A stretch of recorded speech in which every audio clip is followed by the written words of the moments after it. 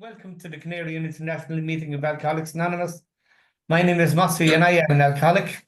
And my name is Mick and I also am an alcoholic, serving as your secretary today. Please join me for a moment's silence to remember the still suffering alcoholic. Sabina, would you like to do the Preamble for us? There you go, Sabina. Thank you. My name's Sabina. I'm an alcoholic.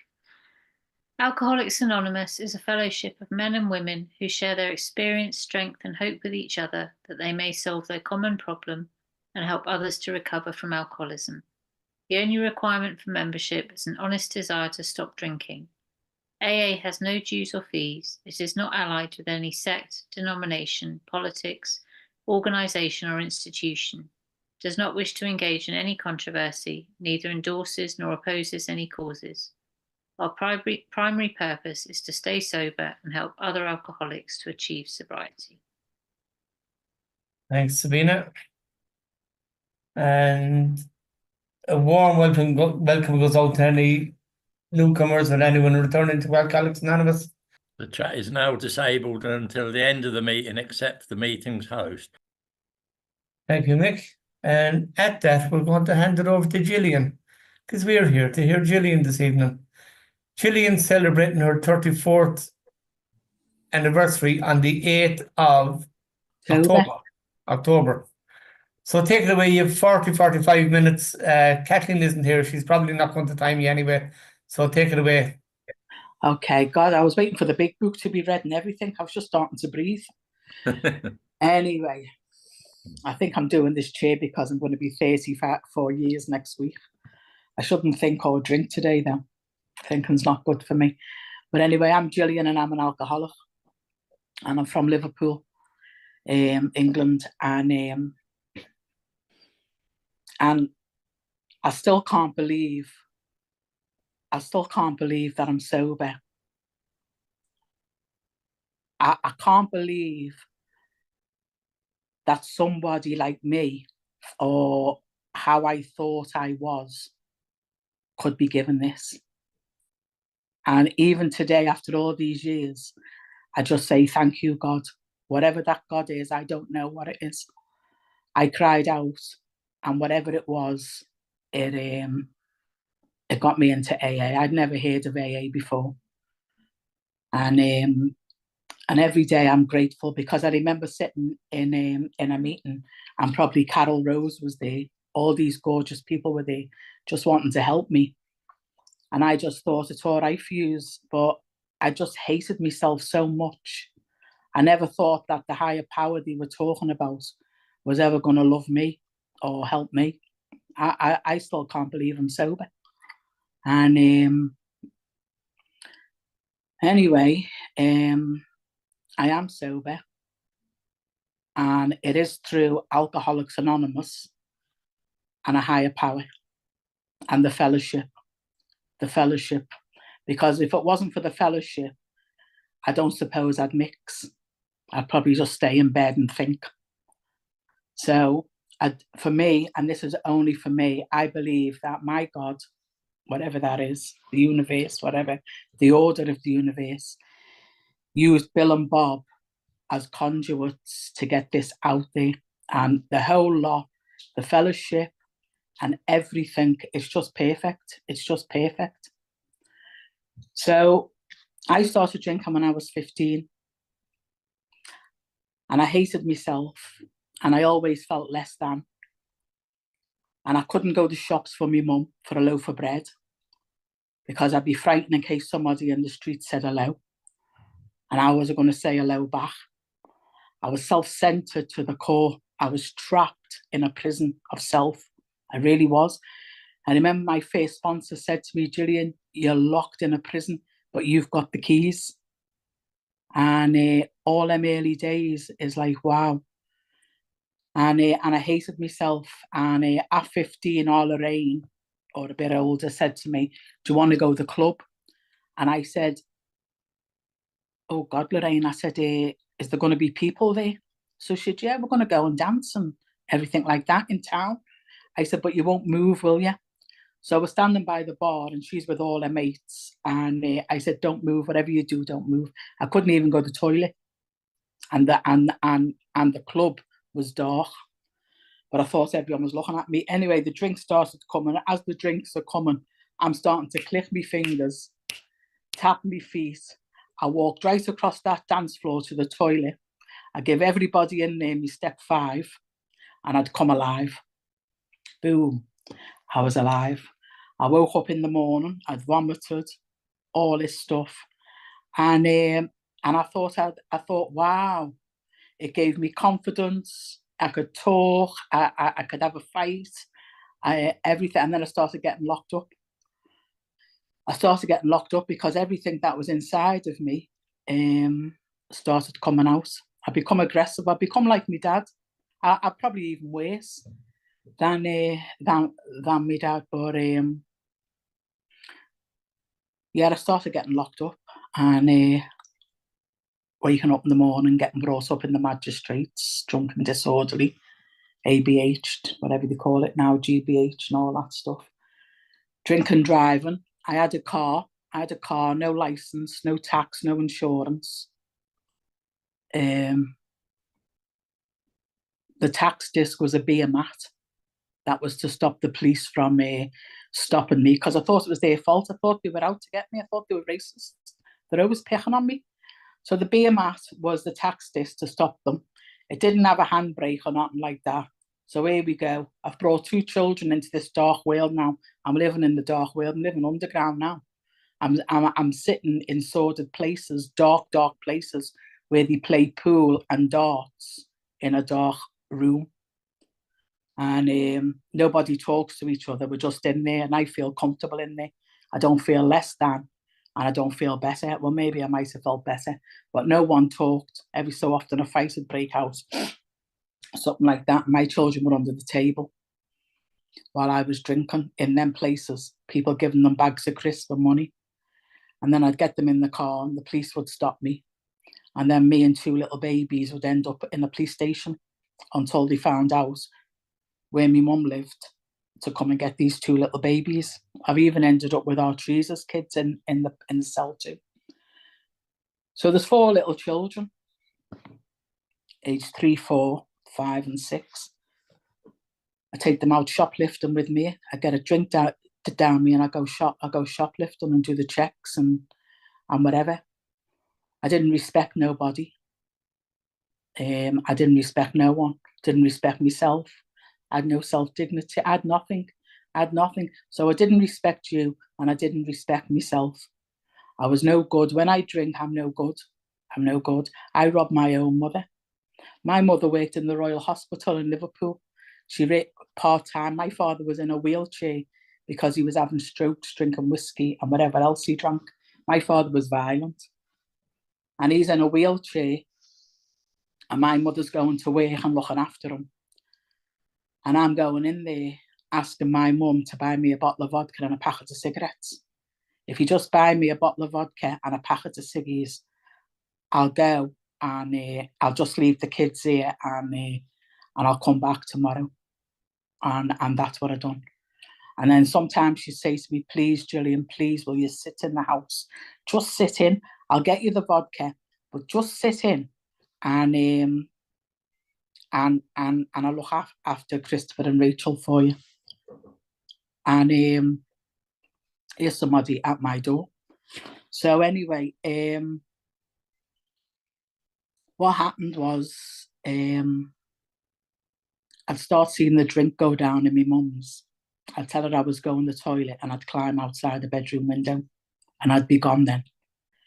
So I'd go out on a Monday and I'd wake up in the magistrates on the Thursday thinking it was a Tuesday. Because when I drink, I don't know what day it is.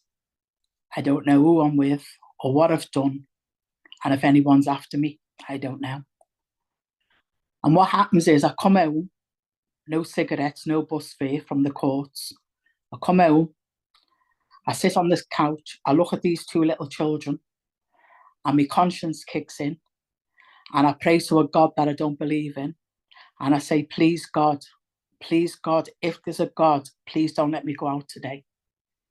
please don't let me drink. Please don't let me drink today. Don't let me go out. And after 3 days not drinking, I'd forget the pain. I'd forget what all that was about. And then I'd go down the entry, never use the front door, couldn't take the children to school, couldn't take the kids to school. I don't know if they went to school. I don't even know if they ate. I couldn't tell you. I didn't cook. I didn't cook. I had these two little kids who I blamed for my drinking because I couldn't go out no more like I was when I was 15 and party, and it was their fault. So I'd go down the entry, I'd go the off license, and I'd buy a bottle. And I didn't even have to open the bottle. I didn't even have to take the top off the bottle. I'd hold it next to my chest and I'd feel safe and secure. And I could go home and go asleep on the couch with it. Packet of ciggies and a unopened bottle, I felt okay. Or then I'd go down the off license after 3 days feeling okay, saying to Christopher and Rachel, don't make a mess, I won't be a minute. I go down the off license, I take the top off the bottle down the entry, I swig it, and I'm gone. Now that could have been a Monday, but I'm not getting home to them kids till a Thursday, Wednesday or Thursday. I'm gone. And every time I sober up, I hate myself. I hate myself. And when I first started waking up in cells and all that, drinking, driving, drinking disorderly, drinking and fighting and all this, it was all a buzz. I could walk down my street and it was all a buzz. I was a dickhead. That's the word. I was a dickhead. So I'd be coming on the estate and people would say, did you get locked up last night? Yeah, you know what they're like. They always pick me up and they don't like me. And I'd walk like I was dead hard as nails. And I'd walk past down the street, and if there was people on the corner, kids on the corner, I'd flick my ciggy up in the air to let them know, don't mess with me, I'm dead hard. And I wasn't dead hard, I was frightened. I've been frightened all my life. I was frightened before I picked up a drink. I was frightened. The only reason today I don't have that fear is because of the 12 steps. It's because of this program that I don't have that fear. It's because of this program that I like myself more than I've ever liked myself. And it's because of this program that when my mum died, I was there sober, and we said the Serenity Prayer when she went down, and she knew that me and my sister was sober. And my dad died, I was sober. I was sober, otherwise I would have been in the hospital calling them for everything. I was no good. I was just horrible. It's like, for me, the drink is like the dark side of life. It's like it's just running parallel there with me. And social services come out. I was on probation. Social services had come out to take Christopher and Rachel. They were age 4 and 5. And I was dead cheeky with them. Yeah, whatever you want to do, yeah. Anyway, the guy that came with the woman, he said, I don't usually work with her, but her colleague is on holiday. Now, what had happened is I'd been taken at the back of a pub. I was hitting somebody on the head with a pool stick. I was taken at the back of the pub and I got my face kicked in. So all my cheekbone here was all broke. That was all smashed. I looked like Quasimodo. I had one arm on my glasses. I'm running around with this car that I shouldn't have had. I passed my test in AA. I was 11 years sober when I passed my test. And this social worker said, I'm not supposed to be with her. But can I ask you, Gillian, now, here I am, my face is broke. I've got one arm on my glasses. I'm feeling ashamed. I want them out of my house. And he says to me, Gillian, can I ask you a question? Now, nobody had spoke to me like that for a long time. Gillian, can I ask you a question? And I said to him, yeah, hurry up, go on then. And he said, I work with heroin addicts. He said, do you think you might have a drink problem? And something happened in my belly. It was like a little light went on. And I said, I'll tell you what, I'll think about it and I'll let you know.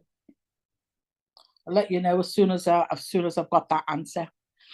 And he said, well, listen, we leave Christopher and Rachel here now. You know, them two kids run in the kitchen screaming, please, mummy, please, don't let them take us away. Don't let them take us away. I live with that today. Two little kids terrified. And I said, anyway, I drank again. I did drink again. I drank that night. And then somewhere in that week, I'd had enough. It was like, I'd had enough. I don't know what it was. I don't know why. And I lied on my Christopher's bed, and I don't know why I was on his bed. His bed was a single bed. Mine was a double bed. And I cried out to something I didn't believe in. And I said, please, God, if you're real, I've lost my life. And something happened to me. I felt okay. All of a sudden, I felt okay, like, oh, wow, there is something. I went to our Treasers the next day. Got to keep my eye on the thing, because when I start, I don't stop. Find it hard to start, but hard to stop too. So went to our Treasers in the morning. Our Treasers drinking a bottle of brandy. And we got 4 little kids. And I said to Teresa, listen, now this is in Toxteth in Liverpool, right? So we go, Teresa, listen, I'm telling you there's a God. She said, go away, go away. She said, I said, yeah, there's a God. Come to me last night and we don't have to drink no more. What it said was, if you stop drinking, you get your life back. So she said, well, come on then, let's go to the Grapes. This is like 6, 7 o'clock in the morning. Let's go to the Grapes and we'll go and tell Eileen. I think Eileen was one of us. Anyway, we knocks Eileen up. Eileen made up to come down, opens the door. Eileen, Gillian's got something to tell you. She's found something. So she's nudging me. Tell Eileen about God. So I said, so I told her the story. Eileen, God come to me last night and told me I get my life back if I stop drinking. And she passed me a lager. 6 o'clock in the night. Wakes up in the Grapes. Rotten. I was rotten drunk. The kids and everything. Gets the kids in the car. This car didn't even have a handbrake. It probably only cost about £200, and my mum probably bought it for me because I harassed her. And anyway, you stopped the car, opened the side door. I fell out, smashed all my head. So all my face was broke, my head smashed. I've got one arm on my glasses and I'm stinking rotten drunk. That night I got locked up in 3 police stations. I comes out the police station in the morning, Halewood, no cigarettes, shaken top to bottom, but I knew there was a God. I knew there was something. And I went home and I started taking all the tablets that was in the house because I didn't know about AA. And I couldn't live with my head no more. I couldn't live with what I was doing to these children. I couldn't help it. You know, when they say you're powerless over alcohol, I was powerless. Powerless. It owned me. It owned me. Didn't even have furniture or anything. Anyway, what happened was my mum come to the house. My mother never came to our house. She'd had enough. She had my dad in a wheelchair. She come to the house and she run out and phoned the Sally Army. And they got her in touch with the Alcoholics Anonymous. And she come back. And when I come out the black house, I went to telephone box because there was no mobile phones then. Went to telephone box, reversed the charges. I used to reverse the charges to my sponsor and everything. Dead hard. Anyway, reversed the charges to my mum. And I said, Mum, are you going to Honolulu? Like, because if you are, I'll come with you. So she said, no, Gillian, I'm not going to Honolulu. I'm going to Al-Anon. And it's going to be on a Monday. And if you want to come, I'm not giving you no bus fare or taxi fare. They've told me I've got to let you go. So I said, I'll be there Monday, St. Charles's. And I went Monday. And I was identifying with all these Al-Anon members about their alcoholics. And I stood up in the meeting and I said, please don't talk about them like that. They can't help it. And 2 of them run upstairs and brought the husbands down. Dr. Jimmy Runcorn Brian took me to a meeting the next day. They said, now I'll meet you outside Threshers, but don't go in. I said, I'm not going in. I said, I'm finished. I'm stopped drinking for the rest of my life. And they took me to that meeting up in Garston, and I couldn't lift my head up off the floor. I couldn't lift my head up. And I remember thinking to myself, Gillian, you've gone low here, girl. This is Alcoholics Anonymous. This is old men and Max here. I mean, I the only one that looked like an alcoholic in that room was me. You've gone low. Anyway, anyone that tried to talk to me, my whole chin used to shake. I couldn't talk. I didn't know how to communicate. I had no emotional intelligence. I just wasn't. I had nothing. When I come into AA, I had nothing. I was thrown out of school at 15. I was the class clown because I hated myself and I thought I was a dickhead. I become a clown so that no one would ask me what to do. So here I am now, no drink, no drugs, no nothing inside my body. And I'm sitting in this AA meeting and they're all talking.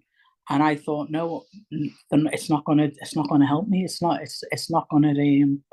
gonna do it. It's not. And as I'm walking out, this guy said to me, well, we'll see you tomorrow. And I said, why? What's happening tomorrow? He said, a meeting. I went, go away. These meetings on every day. He said, every day. So I went every day for 3 years. Every day I went to a meeting just to get hugged, just for people to say, hello, Gillian. How are you? And I'd go, oh, I'm great. I just thought he'd open these meetings for me. I become alive. I really become alive. And I remember one meeting on a Wednesday night, she let me come in and talk twice. I come in, there was a pause, I shared, and then there was someone shared, and then there was a pause, and I said, can I share again? And she said, yeah, come on, you can go. And I thought, God, they love me. They really do love me. I can share anything. Because when I was a kid, I wasn't allowed to talk. We couldn't talk. We were told to shut up, go to our room or whatever. And then I've come into a place here where they all want me to talk. I didn't even know what I was talking. I was talking gobbledygook. But here I am. Just let me talk and hug me, and took my kids to conventions, and people paid for them to come to conventions, and they bought Christopher and Rachel trainers, and Big Joyce come to the school with me because I couldn't go. I couldn't go to school and listen about the kids and, or, you know, like the report cards and all that. Joyce would come with me, and yeah, she become like my mum. And yeah. And then 7 years, what I wanted to do was to get a minibus and take her to Toxteth and bring everyone in, but no one was interested. But anyway, 7 years later, our Teresa came in. My sister's in AA 7 years later. And then 2017, 2016, my daughter lost her 4 children. And she had 2 broken eye sockets and he broke her leg in 3 places. And I lied in that bed and I said, please God, don't let her die. Don't let her die. And then Teresa phoned me and she said, if I tell you something, you won't say anything. I said, no. She said, Rachel's in AA. I'd fostered my own grandchildren for 3.5 years down here in London. I live in London. Love London. And I'm up and down to Liverpool. All the grandchildren. I've got 7 grandchildren now. They call me the gangster granny because I pay for them to go on the trampoline for an hour and they stay for 3 hours. And I just throw them back in, turn around, take no notice of anyone, go back in and bounce. And so my daughter came into AA 5 years ago. She's 5 years sober now. And it was horrendous. It was just, and Teresa rang me and she said, Gillian, I'm going to write a letter to the social workers for Rachel to have the kids back. And I said, Teresa, I'm not doing your will. Oh God, I had them everywhere. Put them in the school here, cheerleading, swimming lessons. I couldn't keep still, couldn't think. I was working, I got a job and everything, being sober. I ended up with a cleaning company. I ended up with a couple of bob and buying Starbucks every day. I mean, I'm living the dream. Anyway, so I had to stop. Anyway, I had this company, but I couldn't go to meetings. And I prayed to that God that I prayed to when I first came in. And I got a voice saying, what's more important, money or recovery? So I gave the business up and I looked after the 2 girls for 3.5 years. I fostered them. And I said to Teresa, no, I'm not bringing them back to Liverpool, not if it's your will or Rachel's will. But her barrister said to her, my father's in Alcoholics Anonymous for 28 years. I'm going to get your children back. And that's when I knew it was God's will and not Teresa's or Rachel's will. And the girls went back. And my son's got 3 girls, and my daughter's got 4 children. And I'll tell you, if I could tell you all how I feel today, I've got peace. I know what they say when they say, put your face with the sunlight. I've got peace. For the first time since I've come out the womb, I've got peace. Even though I had peace before Rachel and Teresa got sober or my mum died and all that, it wasn't like I've got it now. I can put me, I just go, thank you, God. Thank you, God. My partner died 10 years ago. I was having a breakdown. And I swear to God, I was going to go and find him. I was going to go and look for him. And God sent them 2 little girls. So I had to change my thinking. And anyway, just for today, there's nothing that I haven't got. There's nothing that I haven't got. I'll drive up to Liverpool, and when I drive up to Liverpool, I'll come back with self-respect and dignity, which I never had. I don't hate myself today, and I know I was worth being saved. I do. I know that. I know that whatever went on, whatever I'd done back then, it wasn't me. It was this illness. It was this illness. And I still have to be careful of this head, because this head will tell me that I'm not good enough or blah, blah, blah, blah. And I've just got to tell it to him. Well, I won't tell you what I say to it, but on here, I'll tell you what I say to it. I say, no, not today. Not today, Josephine. So, and there's Esther. She's like my auntie. She looks after me. She's booked me in to Knock Convention. So if anyone's going to Knock Convention in April, I'll be there. I'm in all the conventions. I love life. I do. Honest to God, I love life. I love it when I wake up in the morning and I say, thank you, God. Thank you. And as long as I put bridle in mouth and don't tell anybody what I'm really thinking, I'm all right. So thanks very much, Mozzie, for asking me. And I've just rambled, really, but there you go. You know me. Thank you. Thank you, Gillian. I've heard your story and bits and pieces of it and added it all together. But Jesus, today it's just, it all sank in together in one piece. I really appreciate your story. I think it's amazing. And I come to Alcoholics Anonymous to get identification, and that's what I got this evening. So, Gillian, thanks for doing this evening for us. And at that, I'll let you over to Mick.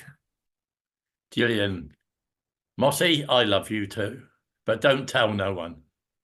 You know, Gillian, I identify with so much of your story. As one part about the time, how quick the time goes in recovery, because I cannot believe how long I've been in this fellowship, you know, and I only come for one day at a time. And you shared about, you know, you went to Al-Anon, and they took you up to brought some AA people to talk to you. Well, I took my wife to a open AA meeting. It was a talk chalk film, and she kept nudging me and saying, "Do you understand that, Mick? Do you understand this?" Because I was drinking still, and a couple of AA people saw her, and they brought their wives over to talk to her, and she ended up in Al-Anon, and you know, for 40 years she was in Al-Anon. And how our lives change, as Mossy's been sharing, you know, It is beyond my wildest dreams. And how do I get it? Living one day at a time, listening to you beautiful people in this fellowship and practicing whatever you share, you know, because that's how I learned to do it. Well, we better shut up. So at that, I think we'll wrap it up. So I want to thank my co-hosts and our timer, Kathleen. Gillian, thanks a million. You've done a fantastic share. Done a fantastic share, and I thank you for all your service that you do. And I am looking forward to meeting you in Knock. Yeah. Along with everybody else. Nick? Yeah. Right. Who you see here? What you hear here, When you leave here. let it stay here. There God you bless go. you all. And Gillian, we'll get you to lead us out with the serenity prayer. And you're unmuted there. God, God, grant me the grant us serenity the serenity to to accept accept the things things I I cannot cannot change, The courage to to change the things I can, and the wisdom wisdom to to know the difference. difference. God bless you all. Yeah, and the wisdom Thank comes you. last. Thanks, Gillian. Thanks, Mossy. Thanks, Thank Nick. you. Thank you, Hannah. Thanks, Thank you Marianne. for being Thank you, in the guys. service. Thanks, Thank Mark. you. Good night, Bye. everyone. Lots of love. Thank you.